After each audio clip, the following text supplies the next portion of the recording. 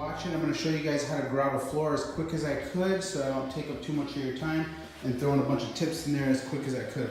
Alright, a lot of people who are grouting for the first time don't know that you can mix with an admix. And if this is your home, you're going to want to use this. If you're doing it for somebody, who cares? Mix it with water, right? Because you don't care if it cracks. Okay, so flexible grout admixture, what it does, instead of using water, you're using something like this. There's all different kinds on the market. Every hardware store sells their own kind.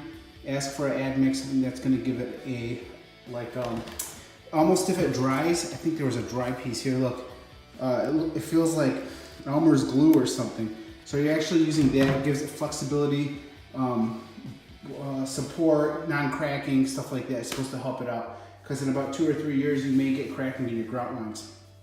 All right, sanded and unsanded grout. What's the difference? Unsanded grout you're gonna wanna use for tiles that are pretty much touching each other or almost not touching each other.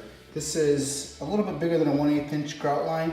It can call for a sanded grout. I'm using a sanded grout on the shower here, and I got big enough gaps where it can go into. And you're only gonna mix what you can use in about 25 minutes. I'm mixing with a paint mixer, which I have right here. So you put that on your drill, you mix it real quick. And when you mix that up, you want the end result to be as thick as toothpaste, okay? You see that how it slowly slides around. Okay, so what you're gonna do is mix that up, wait 10 minutes, and then mix it again, then use it. Because if you just go ahead and apply it after the first mix, it doesn't allow the grout to mix with the bonding agent to give it that strong bond that you want. All right, so I'm gonna show you guys how to spread it, and we're gonna start spreading.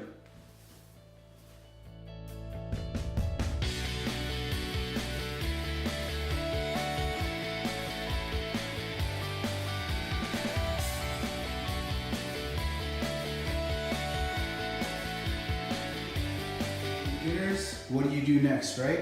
All right, so I got the grout pushed into all my grout joints, and you're gonna let it dry up a little bit. You can get started on it about 5-10 minutes after you get done packing it into your grout joints. You're gonna get a sponge, you're gonna get it wet, have a big bucket with you, maybe a 5-gallon bucket. Dip this into the water, and we're gonna start wiping and slowly remove it. Have it pretty dry but damp to pull up anything on the surface, and you'll get a nice smooth layer. You'll see how that looks. I got it packed in pretty good. All you see is a lot of black, and I've covered up the, what do you call that? The drain, so the grout doesn't get in there with just some packaging tape, and I've cut around the edges. This is gonna look really nice when it's done. An inch right there, I got enough grout to probably finish that off, so we're gonna go ahead and get started on that, and just use up the excess grout that we have. I got some LED lights hanging there. I'm gonna put some packaging tape on them and get grout.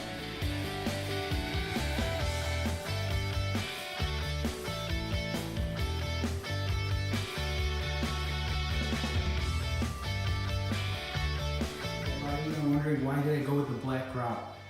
Because a lot less cleaning, mold, all that crap. You've got to understand, if you know anybody with ceramic tile and the grout is white, tan, it's not going to stay that way very long. It's, I hate to say it, but nearly impossible to keep clean. So with a black grout, a lot less cleaning. Of course I'll clean it, but a lot less visibility where you're not going to see that mold, or where a tan color is going to turn a darker brown. So just remember that, keep that into consideration when choosing your grout color. To go with a darker color, so it's going to be a lot less cleaning. So I think I'm ready to start wiping this one down. We'll get started on that real quick. Got my sponge ready. I've got my 2-gallon bucket of water. Didn't want to go to the garage and get the 5-gallon. I'm just gonna have to make a couple of trips, dump out the dirty water and clean it back up. So we're gonna get our sponge. It's nice, I've already dipped it. It's nice and damp, and I'm gonna get wiping real smooth and clean off all the grout. Don't press too hard for you beginners. You're not trying to remove the grout in the joints. You're only gliding over it, and this is going to be a process where you're going to do it about maybe 3-4 times. You'll watch me do it till I got it to the consistency as I want it. It'll still be hazy, and tomorrow I'll come back and clean it off and clean off the haze.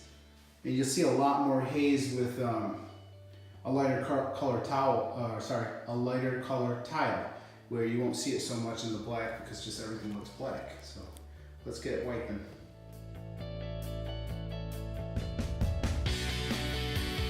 If you guys are doing your first pass on your cleaning, you'll see a bunch of little holes, pits, and stuff like that where you might have missed some spots. And it's so easy, you just fill it in with some of the excess in your bucket or all around, or you can just keep wiping it over and over and it fills itself. So then you get a perfectly smooth surface where every gap and grout joint is full and filled in. Done my first pass and I got it pretty wiped over and smooth. The first pass is pretty much just smoothing out all the little pits and stuff that you might have missed. I got this one all cleaned up also. And what I'm gonna do is wait about 15 minutes for it to dry up, and I'm gonna make my sponge really dry, where I'm gonna squeeze as much water as I can out of it and just graze it across the top, trying to remove any of the grout that is sitting on top of the tile, pretty much right here. Okay, that's what we're gonna try to get up on the next pass. Give it like 15 minutes, we'll be back.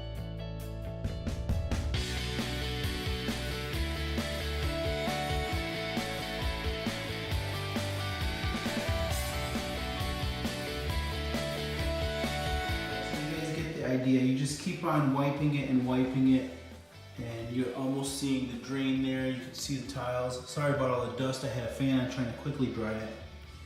And you just keep repeating it until it's cleaned up, and that's how easy it is. You get a nice smooth grout line. Try to go as close in as I can to you guys. You guys see what's going on. Almost has like a shimmer to it or something, but it's all about that grout line being that perfect, where you don't have a big bump or a big ditch or something. So once we get this little hazy stuff cleaned off, we'll be all set to go, and that'll be complete for grouting. So hopefully this video helps you guys out. It's not hard, just follow the little process of cleaning and repeating. I probably got about maybe 3 or 4 more cleanings before this is perfect, but you guys get the idea. Thanks for watching. Give me a thumbs up.